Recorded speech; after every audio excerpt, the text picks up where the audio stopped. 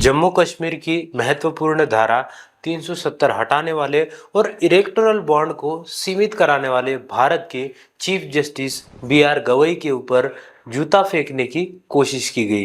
ये शर्मनाक हरकत कोर्ट रूम के अंदर ही 71 वर्षीय एडवोकेट राकेश किशोर ने की। आज के इस वीडियो में हम जानेंगे एडवोकेट राकेश किशोर कौन है, उसने चीफ जस्टिस गवई के ऊपर जूता फेंकने की कोशिश क्यों की। इस पूरे मामले का घटनाक्रम आपको इस वीडियो में मिलने वाला है। नमस्कार दोस्तों, मेरा नाम है अमोल और आप देखना शुरू कर चुके हैं द डिटेल चैनल।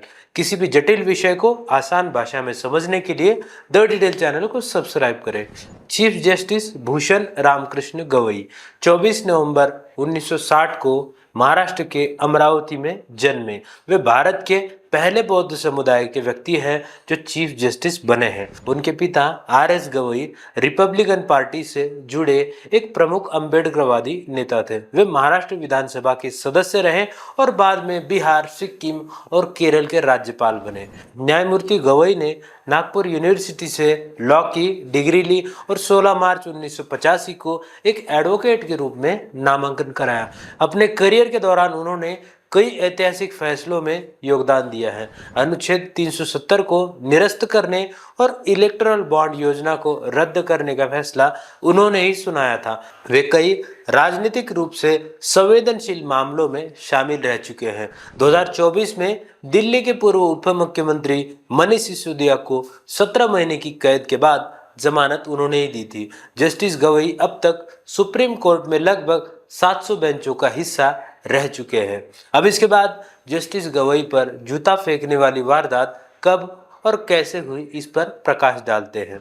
6 अक्टूबर सोमवार सुबह को सुप्रीम कोर्ट की कार्रवाई चल रही थी। तभी 71 वर्षीय सीनियर एडवोकेट राकेश किशोर उठकर खड़े हो गए। कोर्ट नंबर 1 में कार्रवाई के दौरान सुबह करीब 11:35 पर किशोर ने उसका स्पोर्ट्स शू निकाला और सीजीआई पर फेंक दिया। किशोर दिल्ली बार काउंसिल में एक पंजीकृत वकील है। फेंका हुआ जूता जस्टिस गवई के ऊपर या उनके बेंच तक नहीं पहुंच पाया। उसके बाद सुरक्षाकर्मी एडवोकेट किशोर को कोर्ट रूम के बाहर लेकर गए, किंतु जस्टिस गवई उदारता दिखाते हुए शांत रहे और संयम के साथ अदालत को इस घटना से बाधित नहीं होने का निर्देश दिया। सुरक्षाकर्मियों ने एडवोकेट किशोर को पकड़कर पुलिस के हवाले कर दिया। पुलिस पूछताछ में स्पष्ट हुआ कि एडवोकेट किशोर जस्टिस गवई ने दिए एक टिप्पणी को लेकर नाराज था। पुलिस को कथित तौर पर किशोर के पास एक सफेद कागज की पर्ची मिली जिस पर कुछ वाक्य लिखे मिले। मेरा संदेश हर सनातनी के लिए है, सनातन धर्म का अपमान नहीं सहेगा हिंदुस्तान। इससे ये साफ होता है कि एडवोकेट किशोर जस्टिस गवई के बयान से खफा था। दरअसल मध्य प्रदेश के खजुराहो जवारी मंदिर परिसर में भगवान विष्णु की मूर्ति की पुनर्स्थापना के लिए एक याचिका दायर की गई थी। उस याचिका में भगवान विष्णु की जीर्ण शीर्ण 7 फुट ऊंची मूर्ति के पुनर्निर्माण की मांग की गई थी। न्यायमूर्ति विनोद चंद्रन की पीठ की अध्यक्षता करते हुए सीजीआई गवई ने 16 सितंबर को उस याचिका को खारिज कर दिया और एक टिप्पणी की, ये एक प्रचार करने वाली याचिका है, जाओ और स्वयं भगवान से कुछ करने के लिए कहो। अगर तुम कह रहे हो कि तुम भगवान विष्णु के प्रबल भक्त हो तो तुम प्रार्थना करो और थोड़ा ध्यान करो। जस्टिस गवई की इस टिप्पणी से सोशल मीडिया में खूब बवाल मचा। उनकी काफी आलोचना हुई। उसके 2 दिन बाद उन्होंने 18 सितंबर को इस पर प्रतिक्रिया देते हुए कहा, मैं सभी धर्मों का सम्मान करता हूं और मेरी टिप्पणी मंदिर के रखरखाव पर भारतीय पुरातत्व सर्वेक्षण के अधिकार क्षेत्र के संदर्भ में थी। मैं सभी धर्मों में विश्वास करता हूं।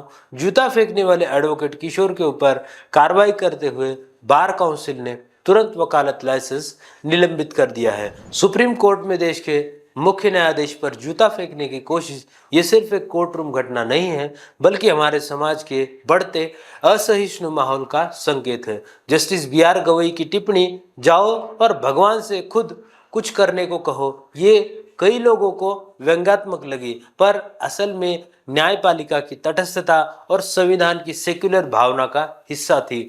अदालत धर्म या आस्था के आधार पर निर्णय नहीं देता है। उसका दायरा कानून है, न कि मंदिर, मस्जिद या चर्च की सीमाएं।